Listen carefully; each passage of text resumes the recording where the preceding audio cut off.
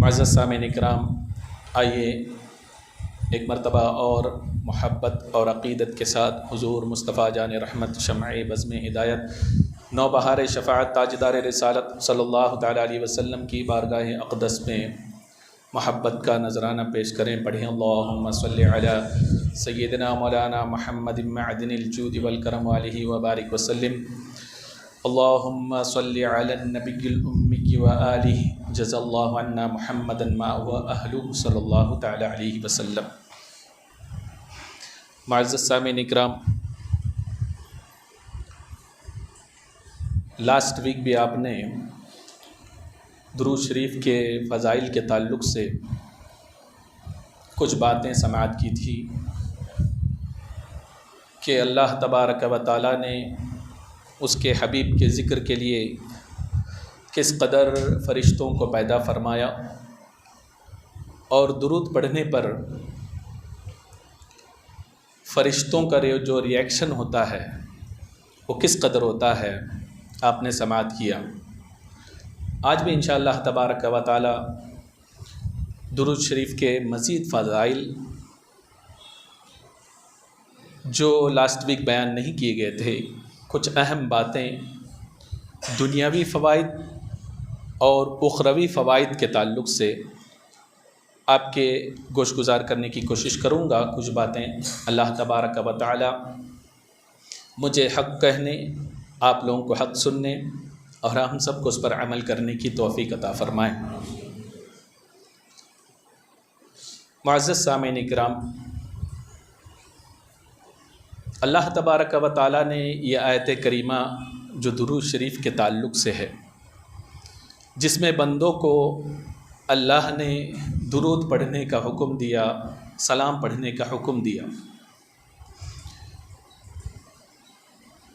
اس کا پس منظر کیا ہے؟ تو علماء فرماتے ہیں کہ حضور اکرم نور مجسم صلی اللہ تعالیٰ علیہ وسلم نے جب اپنے نبوت کا اعلان فرمایا، اللہ تعالیٰ کی وحدانیت کی دعوت دی، درود شریف پڑھیں اللہم صلی علی سیدنا مولانا محمد معدن الجود والکرم وآلہ وبارک وسلم، صلاۃ و سلام علیک یا رسول اللہ، صلاۃ و سلام علیک یا نبی اللہ، صلاۃ و سلام علیک یا نور اللہ صلی اللہ تعالی علیہ وسلم۔ حضور اکرم نور مجسم صلی اللہ تعالی علیہ وسلم نے اپنے نبوت کا اعلان فرمایا، رب کی وحدانیت کی طرف لوگوں کو بلایا، تو سب جانتے ہیں کفار و مشرکین نے انہیں ستانا شروع کیا، اور جن لوگوں نے رسول اکرم صلی اللہ علیہ وسلم کا کلمہ پڑھا ان کے بھی دشمن بن گئے۔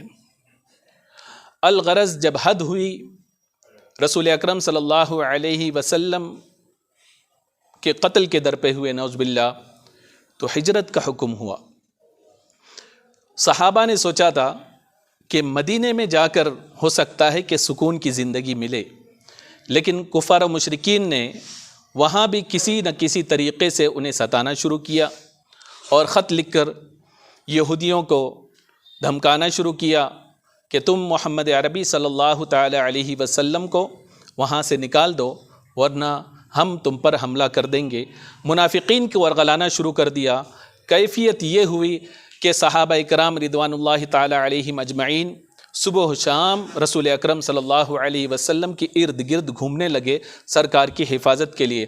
یہاں بھی بس نہیں چلی کفار و مشرکین کی، تو رسول اکرم صلی اللہ علیہ وسلم کے تعلق سے طرح طرح کی باتیں کرنے لگے، حتیٰ کہ مکۃ المکرمہ سے ہی انہوں نے رسول اکرم صلی اللہ علیہ وسلم کے تعلق سے بدگوئیاں کرنا شروع کی۔ ایک تسلسل رہا ان کا، انہوں نے مسلمانوں کا پیچھا نہیں چھوڑا۔ رسول اکرم صلی اللہ علیہ وسلم کبھی امت کے تعلق سے سوچتے تو غمگین ہو جاتے، پریشان ہو جاتے۔ جب بہت زیادہ پریشان ہوئے تو اللہ تبارک و تعالیٰ نے یہ آیت کریمہ نازل کی کہ اے میرے حبیب، تیری ذات تو وہ ذات ہے کہ میں خود تیری ثنا بیان کرتا ہوں، میرے جو ہے معصوم فرشتے ہیں وہ بھی تیری ثنا بیان کرتے ہیں، اور درود کا ایسا حکم میں نازل کر رہا ہوں کہ قیامت تک تیرے چاہنے والے تجھ پر درود پڑھتے رہیں گے۔ گویا کہ کفار و مشرکین کو اللہ تبارک و تعالیٰ نے بتا دیا تمہاری بدگوئی اپنی جگہ، دیکھو میں خالق و مالک ہو کر بھی میرے حبیب کی ثنا بیان کرتا ہوں اور ان کے درجات کو بلند کرتا رہتا ہوں۔ وَرَفَعْنَا لَكَ ذِكْرَكَ کہ حبیب کے درجات کو میں نے اتنا بلند کیا کہ تم سوچ بھی نہیں سکتے۔ گویا کہ رسول اکرم صلی اللہ علیہ وسلم کو ایک طریقے کی تسلی تھی اس آیت میں، اور دوسری طرف کفار و مشرکین کے لیے ایک جواب تھا، تم کتنی بھی بدگوئی کرو لیکن میں ایسی مخلوق پیدا کروں گا کہ جو میرے حبیب صلی اللہ علیہ وسلم کے جو ہے ثنا بیان کرتے رہیں گے۔ تو اللہ تبارک و تعالیٰ نے یہ آیت کریمہ نازل فرمائی، اور جو لوگ رسول اکرم صلی اللہ علیہ وسلم کے شان بیان کرنے سے ہچکچاتے تھے اور رسول اکرم صلی اللہ علیہ وسلم پر ان کی شان بیان کرنے پر انگلی اٹھاتے رہتے ہیں، انہیں اس کے تحت سوچنا چاہیے۔ ابن کثیر خود اس بات کو اس آیت کریمہ کے تحت لکھتے ہیں کہ وہ کہتے ہیں کہ یہ آیت کریمہ جو رسول اکرم صلی اللہ علیہ وسلم پر نازل ہوئی، اس کی وجہ کیا ہے، کیوں اللہ تبارک و تعالیٰ نے یہ آیت کریمہ نازل فرمائی؟ تو خود لکھتے ہیں کہ وجہ یہ ہے کہ بندوں کو اللہ تبارک و تعالیٰ کو یہ بتانا تھا کہ میرے نزدیک میرے حبیب کی عظمت کیا ہے، ان کی شان کیا ہے۔ تو سنو، میرے حبیب کی شان یہ ہے کہ خود میں میرے حبیب کی تعریف کرتا ہوں، اور میں نے معصوم فرشتوں کو پیدا فرمایا، وہ نورانی زبان سے میرے حبیب کی جو ہے ثنا بیان کرتے ہیں۔ اتنا ہی نہیں بلکہ ان کے چاہنے والوں کو بھی میں نے حکم دے دیا کہ وہ میرے حبیب کے تعلق سے درود پڑھ کر ان کی ثنا بیان کرتے رہیں۔ گویا کہ اللہ نے اس آیت کریمہ میں یہ بتا دیا کہ میں تو ثنا بیان کرتا ہوں، لیکن آسمان دنیا میں جو فرشتے رہتے ہیں، جو مقربین رہتے ہیں، انہیں بھی حکم دے دیا کہ وہ بھی اللہ کے رسول کی جو ہے تعریف بیان کرتے ہیں، اور اس کے علاوہ زمین پر جو ہے وہ بھی جو ہے امتی چاہنے والے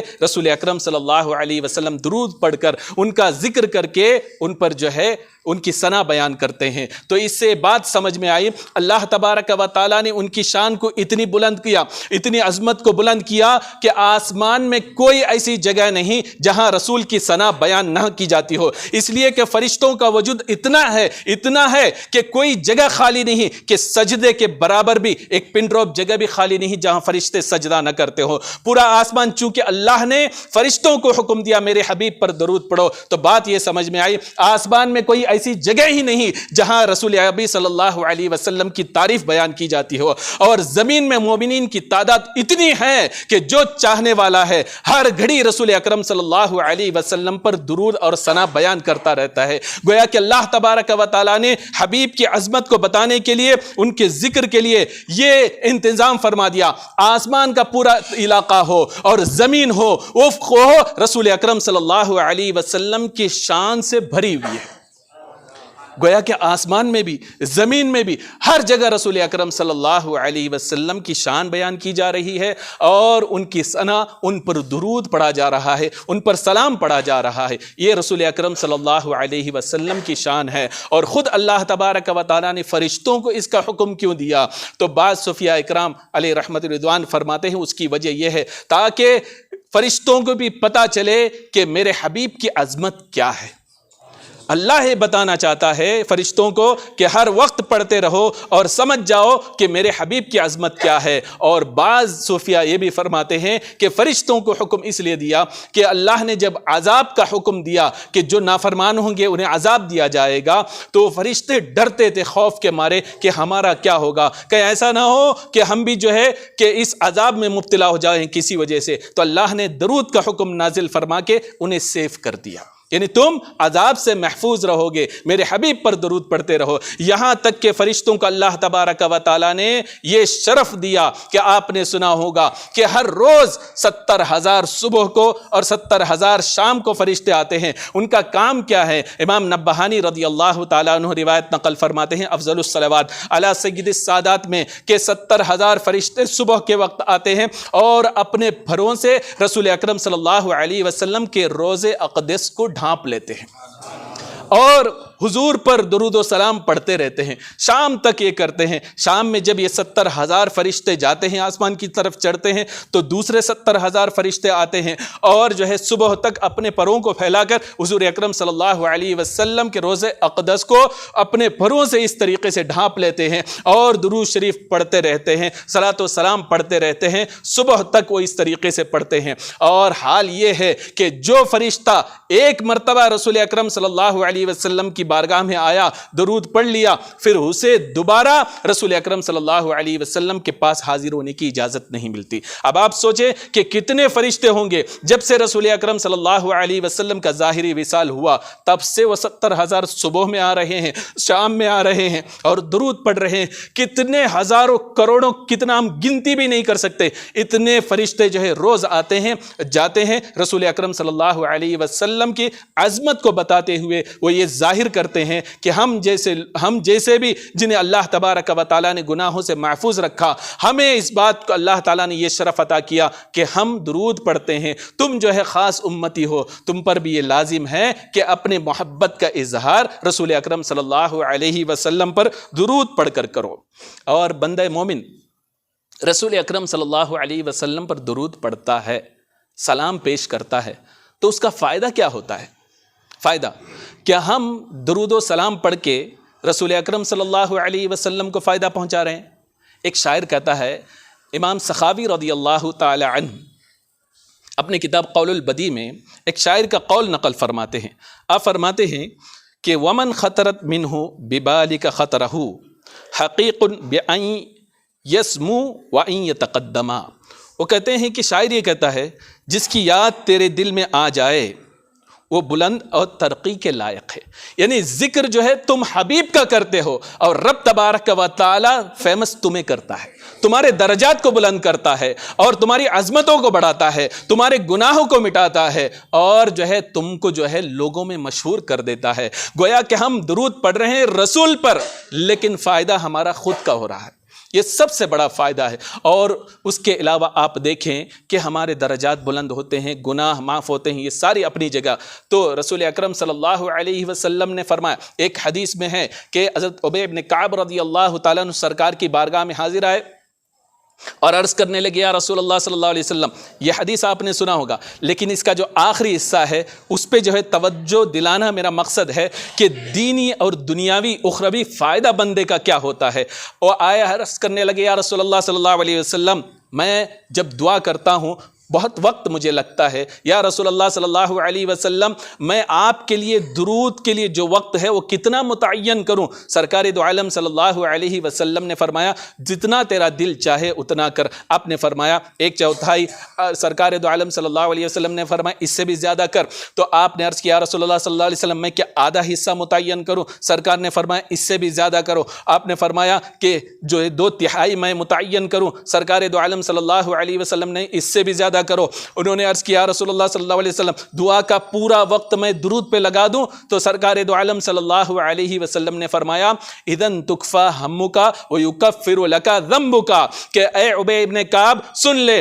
تم اگر اپنی دعا کے پورا وقت اگر درود میں لگا دیتے ہو تو تمہارا 2 فائدہ ہوگا۔ ایک یہ ہے کہ اللہ تبارک و تعالی اس کی برکت سے کہ تمہارے غموں کو دور کر دے گا، اور دوسرا یہ ہے کہ تمہارے گناہوں کو معاف فرما دے گا۔ یعنی 2 فائدے ہوئے بندہ مومن اگر درود پڑھتا ہے۔ ایک کیا ہے، خود بخود اس کے گناہ دھل جاتے ہیں، اور دوسری بات اہم ہے کہ امیر ہو یا کہ غریب ہو، ہر پیسے والا جس کے پاس جو ہے کتنی بھی دولت ہو، عالیشان مکان ہو، کچھ بھی ہو، لیکن ایک چیز کے گھیرے میں وہ ہمیشہ لگا رہتا ہے، وہ کیا، ہم جسے ٹینشن کہتے ہیں۔ وہ ہر چیز، ہر آدمی جو ہے اس میں گھرا ہوا ہے، اور یہی ایک چیز ایسی ہے کہ آدمی کو نعوذ باللہ من ذالک بسا اوقات خودکشی پر آدمی مجبور ہو جاتا ہے، اور بسا اوقات دوسرے کو نقصان پہنچانے پر مجبور ہو جاتا ہے، اور بسا اوقات دوسروں کو قتل کرنے پر مجبور ہو جاتا ہے۔ ایک ٹینشن ایسی چیز ہے کہ جس کی وجہ سے آدمی تباہ و برباد ہو جاتا ہے۔ تو سرکار فرماتے ہیں کہ تم اگر مجھ پر درود پڑھتے ہو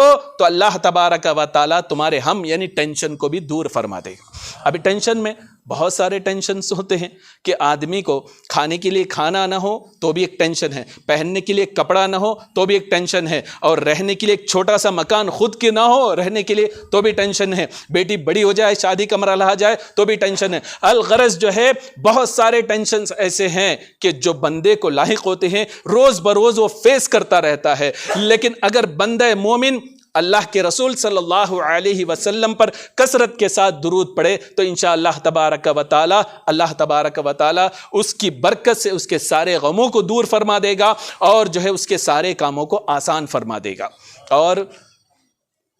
بہت ساری روایتوں میں ایسا بھی ہے کہ بندہ مومن صرف رسول اکرم صلی اللہ علیہ وسلم نے فرمایا، القول البدی میں روایت ہے کہ جو بندہ مومن صلی اللہ علی محمد پڑھتا ہے، ایک روایت میں ہے کہ 100 مرتبہ پڑھے، ایک روایت میں مطلقہ ہے کہ صلی اللہ علی محمد پڑھتا ہے تو اللہ تبارک و تعالی اس کے جو ہے 70 ضرورتوں کو پوری فرما دیتا ہے۔ صرف صلی اللہ علی محمد پڑھنے پر 70 ضرورتوں کو اللہ تعالیٰ پوری فرما دیتا ہے۔ اور ایک حدیث میں ایسا ہے کہ رسول اکرم صلی اللہ علیہ وسلم فرماتے ہیں، جو بندہ مومن میرا امتی روزانہ 100 مرتبہ مجھ پر درود پڑھے تو اللہ تبارک و تعالیٰ اس کی 100 حاجتیں پوری فرما دیتا ہے، 70 آخرت کی حاجتیں اور 30 دنیا کی حاجتیں۔ اب آپ سوچیں بندہ اگر اسی کو لازم کر لے تو انشاءاللہ تبارک و تعالیٰ اس درود کی برکت سے وہ ٹینشن فری ہو جائے گا، ٹینشن فری ہو جائے گا۔ شیخ ابو المظفر رضی اللہ تعالیٰ عنہ بہت بڑے بزرگ گزرے ہیں۔ امام سخاوی رضی اللہ تعالیٰ عنہ فرماتے ہیں، آپ سفر کر رہے تھے، راستہ بھول گئے اور ایک غار میں آپ نے پناہ لیا، سوچا کہ نکلنے کا کوئی راستہ بھی نہیں، منزل تک پہنچنے کے لیے کوئی ہم سفر بھی نہیں، کیا کروں؟ سوچ رہے تھے، آپ درود شریف پڑھ رہے تھے، اتنے میں ایک نورانی صورت والے شخص آپ کے پاس آئے اور کہا کہ میرے پیچھے چلو۔ وہ سمجھ گئے یہ ذات کوئی اور نہیں ہوگی بلکہ خضر علیہ السلام ہوں گے۔ چلتے چلتے سامنے ایک اور شخص چل رہے تھے، آپ نے ان سے پوچھا کہ آپ کا نام کیا ہے؟ انہوں نے کہا کہ میرا نام خضر ہے۔ جو آپ کے سامنے چل رہے ہیں وہ کون ہے؟ کہ خضر علیہ السلام نے فرمایا کہ وہ حضرت الیاس علیہ السلام ہیں، ہم تیری مدد کے لیے آئے ہیں۔ انہوں نے پوچھا شیخ ابو المظفر نے، ایک بات بتاؤ کہ آپ نے رسول اکرم صلی اللہ علیہ وسلم کو دیکھا ہے؟ دونوں نے کہا ہاں ہماری ملاقات ہے، ہم نے دیکھا ہے۔ تو انہوں نے پوچھا کیا آپ مجھے کوئی ایسی بات بتا سکتے ہیں جو براہ راست رسول اکرم صلی اللہ علیہ وسلم سے سنا ہو یا رسول اکرم صلی اللہ علیہ وسلم کی فضیلت میں ہو؟ کیا آپ مجھے بتا سکتے ہیں؟ تو حضرت خضر علیہ السلام نے فرمایا ہاں کیوں نہیں۔ آپ فرماتے ہیں کہ بنی اسرائیل میں اللہ نے ایک نبی کو مبعوث فرمایا کفار کی جانب، وہ ان سے لڑتے رہے۔ ایک زمانہ وہ آیا کفاروں کی تعداد جو ہے بہت بڑی تھی اور انہوں نے یہ سوچا کہ یہ جو نبی ہیں کہ ہمارے جو ہے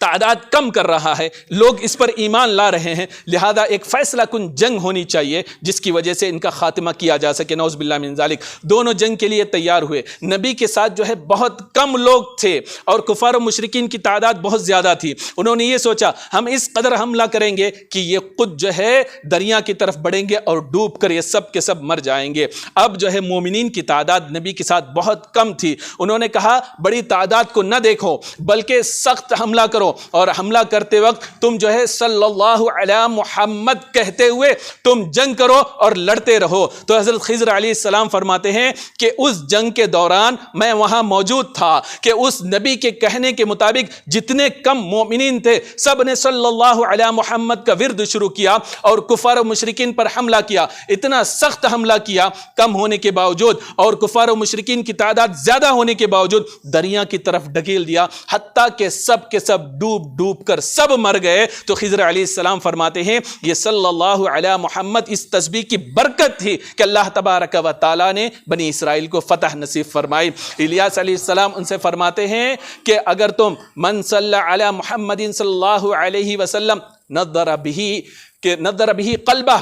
اور نورہ عز وجل، کہ جو محمد عربی صلی اللہ علیہ وسلم پر درود پڑھے گا، درود پڑھتا ہے تو اللہ تبارک و تعالی اس کے دل کو سرسبز و شاداب کرے گا اور اس کے دل کو اپنے نور سے منور کر دے گا۔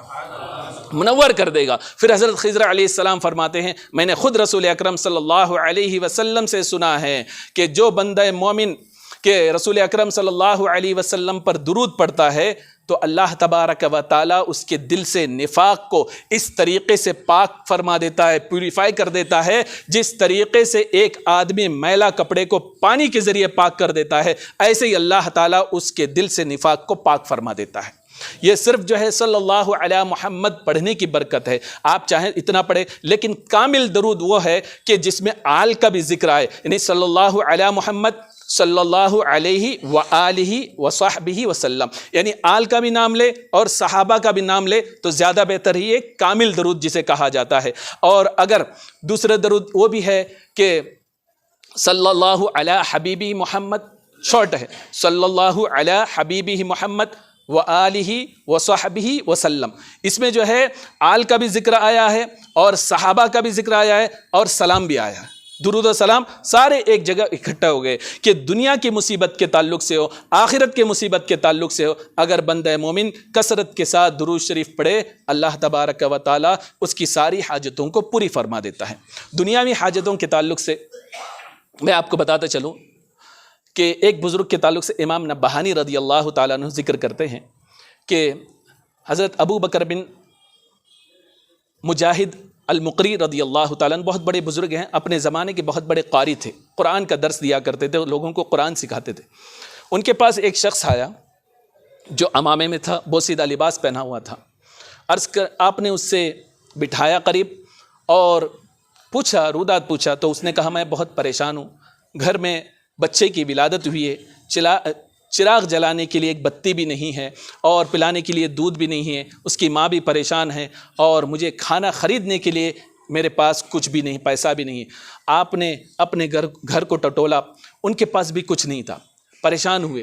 رات بھر درود شریف پڑھتے ہوئے پریشانی کے عالم میں سوئے۔ قسمت جاگ اٹھی، سرکار دو عالم صلی اللہ تعالیٰ علیہ وسلم خواب میں تشریف لائے اور فرمایا اے ابو بکر پریشان کیوں ہوتا ہے، جا فلاں وزیر کے پاس اور اس سے کہے کہ 100 درہم جس کے گھر پہ ولادت ہوئی ہے اس شخص کو دے دے۔ آپ صبح اٹھے، اس شخص کو لے کر اس وزیر کے پاس گئے اور آپ نے فرمایا میں رسول اللہ کا قاصد بن کر آیا ہوں کہ رسول اکرم صلی اللہ علیہ وسلم نے تمہیں 100 درہم جو ہے دینار اسے دینے کے لیے کہا ہے۔ اس نے کہا کہ کیا تمہارے پاس کوئی علامت بھی ہے؟ کہ ہاں۔ انہوں نے کہا علامت یہ ہے، سرکار نے یہ فرمایا ہے کہ تم ہر جمعے کو 1000 مرتبہ درود پڑھتے ہو، لیکن لاسٹ جمعے کو تم نے 700 ہی پڑھا تھا کہ تمہارے پاس کوئی شخص حاجت لے کر آیا، تم اس کی ضرورت پوری کرنے کے لیے نکلے، حتیٰ کہ ضرورت پوری کر کے آئے، اس کے بعد میں تم نے 300 پڑھ کر 1000 کی تعداد مکمل کر لی، تو اب جو ہے میں حکم دیتا ہوں کہ تم جو ہے اس کی حاجت 100 درہم دے کر تم پوری کرو۔ وہ شخص خوش ہوا، 100 درہم لا کر اس کو دیا اور 100 درہم جس حضرت ابو بکر جو قاصد بن کر آئے تھے ان کو دیا، اور پھر جو ہے 100 بڑھاتا گیا حتیٰ کہ 1000 درہم اس کے ہاتھ میں تھمایا۔ وہ شخص کہنے لگا کہ مجھے سرکار نے جو حکم دیا تھا کہ 100 دینار اسے دینا، میں اتنا ہی لوں گا جتنا سرکار نے فرمایا، میرے لیے اسی میں برکت ہے، لہذا مجھے زیادہ کی حاجت نہیں ہے، مجھے 100 دے دو، میں لے جانے کے لیے تیار ہوں۔ تو حضرت ابو بکر تھے، انہوں نے کہا کہ میں قاصد بن کر آیا ہوں، کیسے قاصد جو ہے اپنے قول کو جو ہے پیسے کے بدلے بیچے، لہذا میں پیسہ نہیں لے سکتا۔ اس نے کہا تم نے میرے دل کو خوشی پہنچائی، یہ بات بتایا ہے کہ میرے جو ہے درود جو ہے سرکار نے سن لی ہے، میرے اس درود سے سرکار خوش ہیں، اس لیے میں اس خوشی کے تحت آپ کو دینا چاہتا ہوں، اور کوئی میرا مقصد نہیں ہے، لہذا آپ بھی لے لیں۔ تو بتانے کا مقصد یہ ہے کہ سرکار دو عالم صلی اللہ علیہ وسلم پر جو درود پڑتا ہے آپ اس کی خبر رکھتے ہیں، اور اتنی آپ اس کی جو ہے پریشانی کو اس قدر دور فرما دیتے ہیں کہ بندہ مومن سوچ بھی نہیں سکتا۔ ایک بزرگ کے تعلق سے کہ امام نبہانی رضی اللہ تعالیٰ عنہ اور امام سخاوی نے نقل فرمایا کہ بزرگ تھے، وضو کرنے کے لیے گئے، گرے اور ان کا ہاتھ فریکچر ہو گیا، موچ آ گئی، درد سے کرب سے پریشان ہوئے، رات بھر سو نہ سکے، درود شریف پڑھتے ہوئے سوئے۔ سرکار دو عالم صلی اللہ علیہ وسلم خواب میں تشریف لائے، جو ہی خواب میں سرکار کو دیکھا عرض کرنے لگے یا رسول اللہ صلی اللہ علیہ وسلم آپ کا امتی ہوں، پریشان حال ہوں، درد برداشت نہیں ہو رہی ہے، آپ کرم فرمائیں۔ سرکار دو عالم صلی اللہ علیہ وسلم فرماتے ہیں کہ تیرے درود نے مجھے بے چین کر دیا، اس لیے میں آیا۔ اس کے بعد آپ نے اپنے ہاتھ کو ان کے ہاتھ میں پھیر دیا، تو آپ وہ بزرگ فرماتے ہیں صبح میں جب بیدار ہوا تو درد غائب تھا۔ تو بتانے کا مقصد یہ ہے، اس واقعے سے ہمیں سبق ملتا ہے، جو بھی رسول اکرم صلی اللہ علیہ وسلم پر کثرت کے ساتھ محبت کے ساتھ درود پڑھتا ہے، رسول اکرم صلی اللہ علیہ وسلم اس کا بدلہ اسے عنایت فرماتے ہیں. دنیاوی حاجتیں ہوں, دینی حاجتیں ہوں, اور درد و کرب میں مبتلا ہو, سرکار دو عالم صلی اللہ علیہ وسلم اس کا درود ضرور اسے عطا فرماتے ہیں. اور اگر بندہ مومن محبت سے پڑھے تو یقیناً اس کی بات ہی کچھ اور ہوتی ہے. سرکار اسے اس قدر اس طریقے سے یاد فرماتے ہیں کہ آدمی اپنی قسمت میں ناز کرے. اگر درود پڑھنے کا ہی آدمی کو موقع ملے تو یقیناً وہی قسمت والا ہے. لیکن آدمی درود پڑھے اور سرکار دو عالم صلی اللہ علیہ وسلم بذات خود اسے سلام بھیجے, آدمی سلام پڑھے, رسول اکرم صلی اللہ علیہ وسلم خود اس پر سلام بھیجے, تو اس سے بڑھ کر قسمت والا کون ہوگا. شیخ ابو المظفر رضی اللہ تعالیٰ عنہ غالباً ان کا نام تھا. ایک شخص خراسان سے رسول اکرم صلی اللہ علیہ وسلم کی بارگاہ میں آیا, سلام پیش کیا, بیٹھے بیٹھے درود پڑھ رہا تھا کہ آنکھ لگ گئی. سرکار دو عالم صلی اللہ علیہ وسلم خواب میں تشریف لا کر آپ نے فرمایا, اگر تجھے ہمدان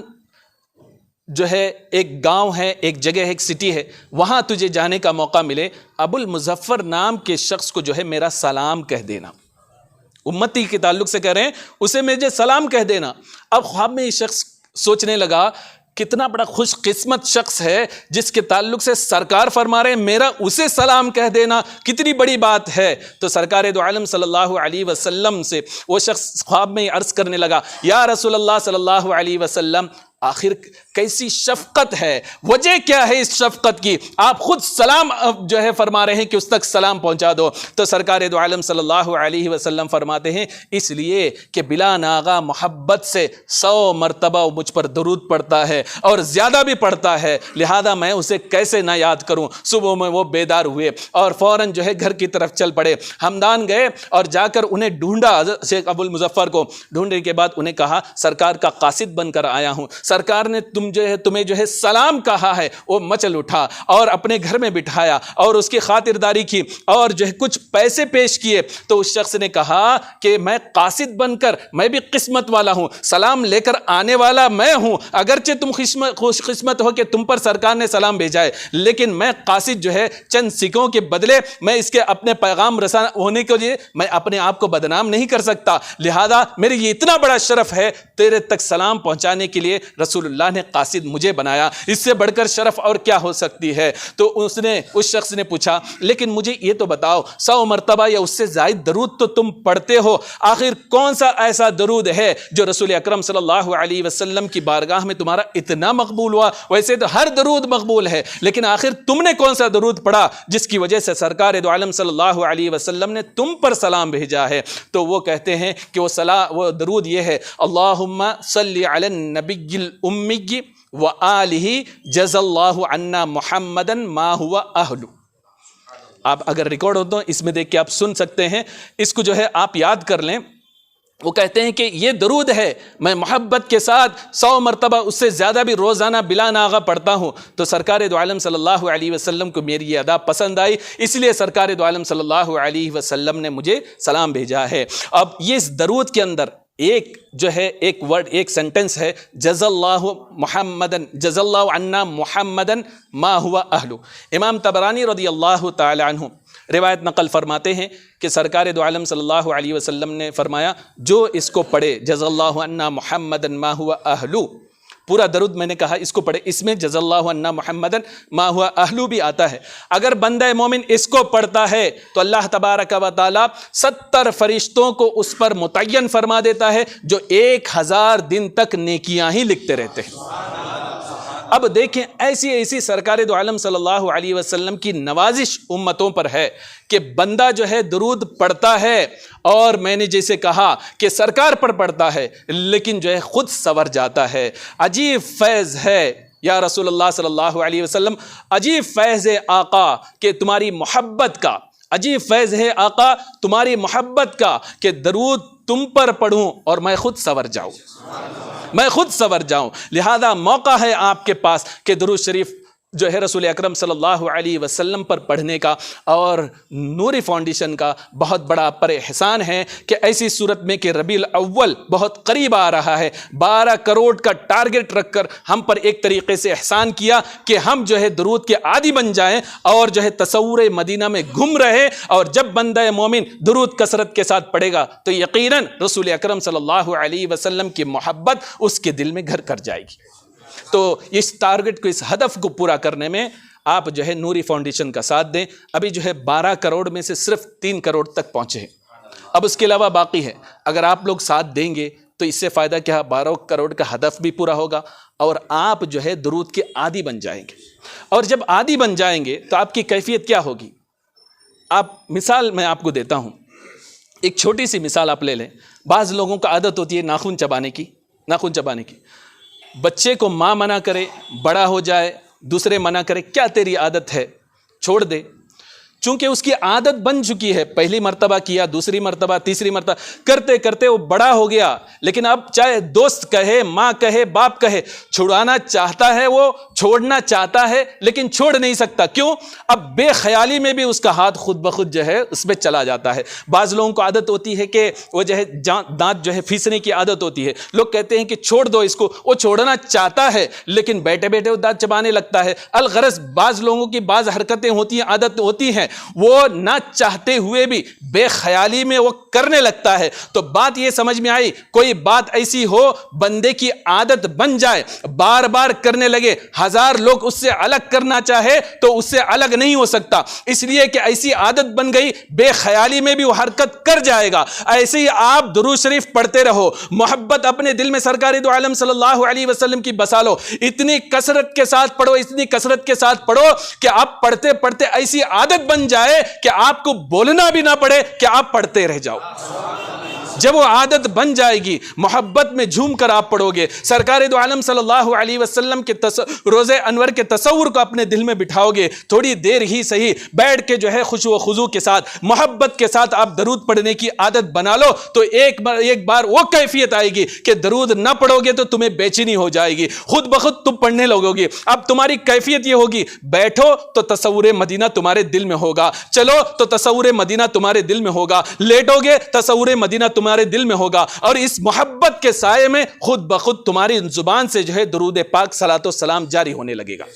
تو کسی بھی چیز کو عادت بنا لو گے تو کوئی بھی جو ہے اس کو چھڑا نہیں سکتا، بندہ نہ چاہتے ہوئے بھی اس کو کرنے لگتا ہے۔ لہذا درود شریف کی عادت بنا لو، انشاءاللہ تبارک و تعالی دنیا میں بھی آپ کو کامیابی ملے گی اور آخرت میں بھی انشاءاللہ تبارک و تعالی کامیابی ملے گی۔ یہ ایسی ٹاپک ہے کہ جس کو آدمی کرتا رہے فضیلت، تو یہ ختم ہونے والی نہیں ہے، اس لیے کہ ہماری ذات کچھ نہیں، لیکن اللہ نے رسول کی شان کو اتنی بلند کر دیا کہ بندے کی کیا اوقات کہ وہ رسول اکرم صلی اللہ علیہ وسلم کی صحیح معنوں میں تعریف کر سکے اور درود کی جو ہے ایک حد متعین کر سکے، ان کی عظمت کو بیان کر سکے۔ بس اتنا سمجھ لیں کہ آپ اگر درود پڑھتے ہیں تو یہ آپ کا کمال نہیں، اللہ نے آپ پر کرم فرما دیا، آپ کو چن لیا کہ اس کے حبیب پر آپ درود پڑھیں، چن لیا، بس کرم ہے۔ لہذا جو ہدف ہے اس کو پورا کرنے میں، ٹارگٹ کو پورا کرنے میں آپ ساتھ دیں گے انشاءاللہ تبارک و تعالی۔ اللہ تبارک و تعالی سب کو توفیق عطا فرمائے۔ اب آپ محبت کا ثبوت ایک یہ بھی ہے، اگر مل کر ہم پڑھتے ہیں تو تعداد خود بخود جو ہے زیادہ بڑھ جاتی ہے۔ جمعہ کے بعد تھوڑی دیر کے لیے 10 منٹ کے لیے آپ بیٹھ جائیں تاکہ ہم جو ہے ایک لمبی تعداد جو ہے پڑھ سکیں اور ایک عدد ہماری متعین ہو سکے۔ اللہ تبارک و تعالی سب کو توفیق عطا فرمائے۔ استغفر اللہ ربی من کل ذنب واتوب الیہ، وآخر دعوانا ان الحمد للہ رب العالمین۔